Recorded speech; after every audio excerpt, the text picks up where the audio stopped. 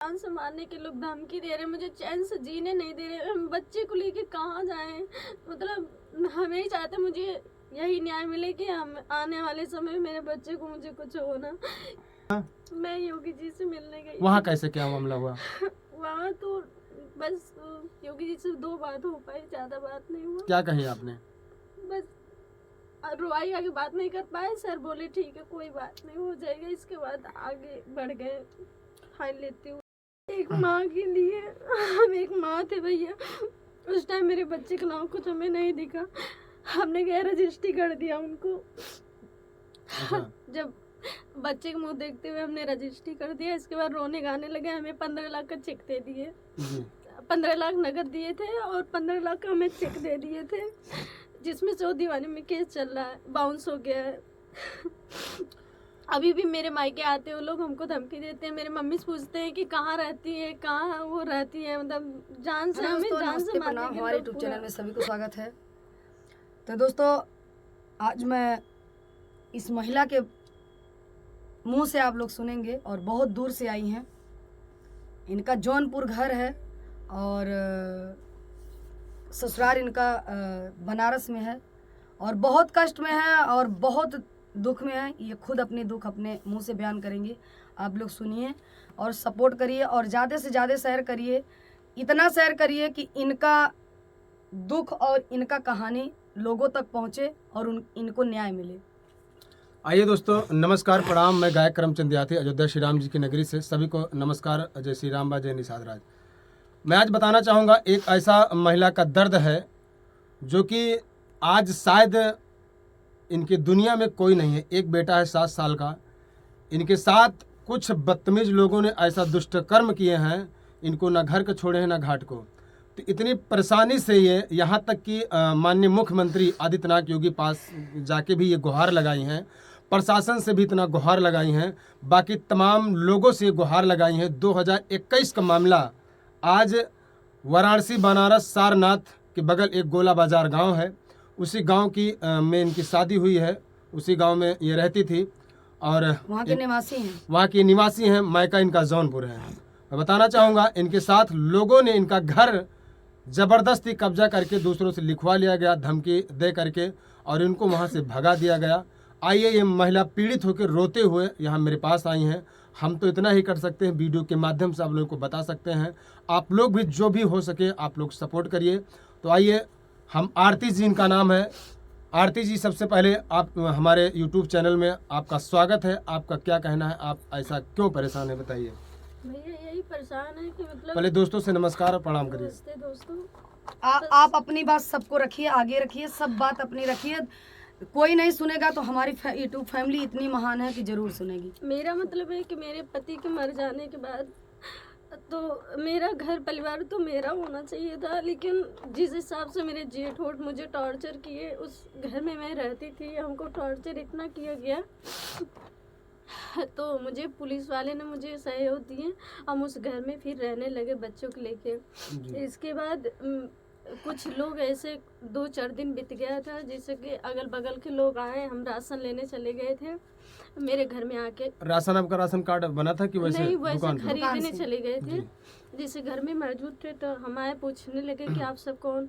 कह रहे हैं कि आप उनकी बीबी हैं। हमने कहा हाँ। कह रहे हैं कि फला तारीख को मकान रजिस्ट्री करना है, इसलिए हमारा पैसा इतना बकाया। हमने कहा मेरे पति से आपका लेन देन है, मेरे पति ख़त्म हो गया, हमसे क्या लेन देन है, हम नहीं जानते आपको। पति मर गए, पैसा किस चीज़ का वो जाने, आप जानो, साबुत दीजिए हमें। तो जिसमें से भैया वो लोग जो मेरे अगल बगल के लोग जिससे मदद मांगे थे, जो मदद किए थे, वही लोग मुझे ब्लैकमेल किए। मेरे बच्चे को दूसरे गाड़ी में बैठाए, मुझे दूसरे गाड़ी में बैठा कर रजिस्ट्री करा लिया, जिसमें से मेरे मायके के प्रधान भी एक पिंटू शुक्ला है, उनके नाम नन्हे यादव है, मेरे मायके का प्रधान है।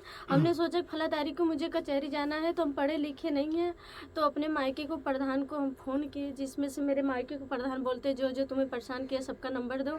एक हरिंदर पांडे, विकास वकील, सुरेश राजभर, सबका नंबर दिए। वो क्या बात किए क्या बात नहीं किए, जिसमें से हमारे घर में आए फला तारीख को, 2 पेटी बियर मंगवाए, मेरे छत पे सब लोग बियर पिए, पार्टी किए। मान लीजिए जब तुम्हारे छत पे वो लोग जबरदस्ती घुस किया है, 2 पेटी बियर लेके आए, वहाँ नंगा नाच किए, जबरदस्ती दारू पिए, बियर पिए, तो आप गुहार लगाई नहीं, आप जो है किससे गुहार गांव लगाते? वालों को नहीं बताई, गाँव नात वाले रिश्तेदार? सब देख रहे थे भैया, लेकिन वो लोग इतने क्रिमिनल हैं कि उन लोग की कोई कुछ नहीं मतलब कहा, कुछ अच्छा, नहीं बोला। फिर आगे क्या हुआ? बैठा के मुझे पहले तो मेरे बच्चे को बैठा लिए, हमने कहा कि मेरे भैया को क्यों बैठा रहे हैं, मेरे बाबू को क्यों गाड़ी में बैठा लिए, तो बोले कि इसीलिए कह रहे हैं पहले गाड़ी में बैठो। हमने कहा मेरे बाबू को उतारो, पीने बैठ के गए। बाद ये लोग जब हाँ, पी चुके खूब तब पी चुके थे ये लोग, बियर हुए 2 पेटी बियर आए थे, सब पी चुके थे, जिसमें बाबू बैठा, इसके बाद हमें बैठा लिए। बाबू की गाड़ी आगे निकल गई, हमने कहा मेरे बेटे को कहाँ लेके जा रहे हैं आप लोग, तब बोले कि चलिए रोइए मत। अगर देखिए, भगवान के घर में देर है अंधेर नहीं, भगवान की लाठी में आवाज़ नहीं होती है, लेकिन जब आवाज़ उनकी आती है तो सबको पता बहुत खतरनाक चलता है। आप रोइए मत, टेंशन मत लीजिए, सब ऊपर वाला देख रहा है। एक माँ के लिए, हम एक माँ थे भैया, उस टाइम मेरे बच्चे का नाम कुछ हमें नहीं दिखा, हमने गैर रजिस्ट्री कर दिया उनको। अच्छा, जब बच्चे के मुंह देखते हुए हमने रजिस्ट्री कर दिया, इसके बाद रोने गाने लगे, हमें 15 लाख का चेक दे दिए। जी 15 लाख नगद दिए थे और 15 लाख का हमें चेक दे दिए थे, जिसमें 100 दीवानी में केस चल रहा है, बाउंस हो गया है। अभी भी मेरे मायके आते हैं वो लोग, हमको धमकी देते हैं, मेरे मम्मी से पूछते हैं कि कहाँ रहती है, कहाँ वो रहती है, मतलब जान से, हमें जान से मारने के लोग पूरा। दोस्तों, मैं बताना चाहूँगा, इनके घर पर वो लोग पहुँचते हैं और इनको ज़बरदस्ती गाड़ी में बैठा कर लेके जाते हैं कोर्ट कचहरी, जहाँ पर खेत सॉरी उस घर जो लिखवाया जाता है, वहाँ पर 90 लाख का इनका घर का मालियत लगता है। उसमें से इनको 15,000 नगद कैश जो है खाते में, अकाउंट में डाला जाता है। 15 लाख, सॉरी 15 लाख, और 15 लाख का चेक उनको दिया जाता है, जो कि चेक वो बाउंस हो गया है। और ये ज़बरदस्ती कैसे किया गया, ये लिख नहीं रहे थे, तो इनसे बोला गया तुम्हारे 7 साल का बच्चा है, अगर तुम नहीं लिखोगी तो बच्चे को जान से हम लोग मार देंगे। इसी बच्चे के लालच में इन्होंने साइन कर दिया। साइन करने के बाद भी उन लोगों ने इनको पैसा नहीं दिया। ये अपने आप चली आई वहाँ से। आने के बाद वहाँ से घर वो लोग ज़बरदस्ती ले आए अपने मायके में, कहीं किसी तरह किराए भाड़े पे रहती हैं। आगे क्या हुआ?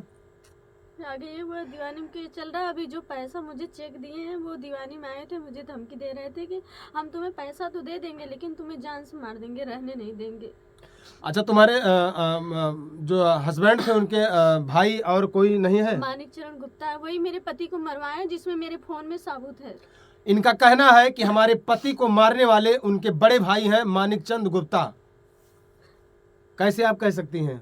ऐसे कर सकते, वो प्राइवेट में एडमिट थे, 12:05 पे उनको लावारिस दिखा के सरकारी में एडमिट किए। मेरे जेठ का लड़का बेहोश करके, जिसमें मेरे पति को होश हवास नहीं था।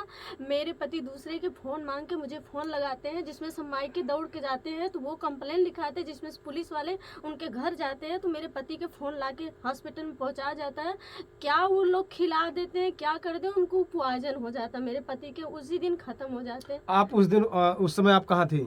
पति के साथ थे, अपने पति के साथ थी? जी नहीं, ये मायके में पहले थी। पहले मायके जब इनको इनके पति के मतलब डेड बॉडी को लावारिस घोषित कर दिया गया, तब जब उनको होश आया, जो कि वो जिंदा थे, जब होश आया तो किसी के फोन से इनको फोन किए, ये मायके में थी, तब ये गई।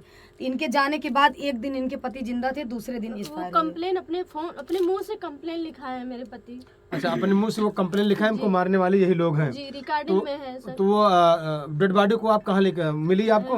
जब वो खत्म हो गए तो हम टेम्पू से डेड बॉडी अपने ससुराल लेके जाते हैं, जिसमें से मेरे जेठ जी नीचे उतरते हैं, मुझे 2 डंडे मारते हैं। मेरे जेठ का लड़का 1 लात मुझे भैया घींच के मारा, जिसमें जो कागज लिखा पड़ी वाला होता है वो ले लेता है, और एम्बुलेंस बुला के डेड बॉडी भेज देता है, जिसमें से पुलिस वाले आते हैं, कहते बेटा तुम्हें फिर क्या हुआ? तो डेड बॉडी मतलब एम्बुलेंस से भेज देते हैं और मुझे मायके भेज देते हैं। अच्छा, मायके इनको भेज दिया जाता है। डेड बॉडी, उसमें कोरोना का समय था कि आपको डेड बॉडी इसलिए नहीं मिली? नहीं, कोरोना से खत्म हुए होते, क्योंकि मैं पति को लेके एडमिट थी, मुझे क्यों नहीं हुआ कोरोना। अच्छा, आपका ये कहना है। तो दोस्तों, एक महिला का पीड़ा आप दर्द देख रहे हैं, और उसके बाद में तो आपने आप थाने पे क्यों नहीं गई? थाने में कई बार जा चुकी हूँ, थाने पे कोई सुनवाई नहीं होती। अच्छा, उसके बाद आप और कहीं मुख्यमंत्री के यहाँ? मैं योगी जी से मिलने गई। वहाँ कैसे क्या मामला हुआ? वहाँ तो बस योगी जी से 2 बात हो पाई, ज्यादा बात नहीं हुआ। क्या कही आपने?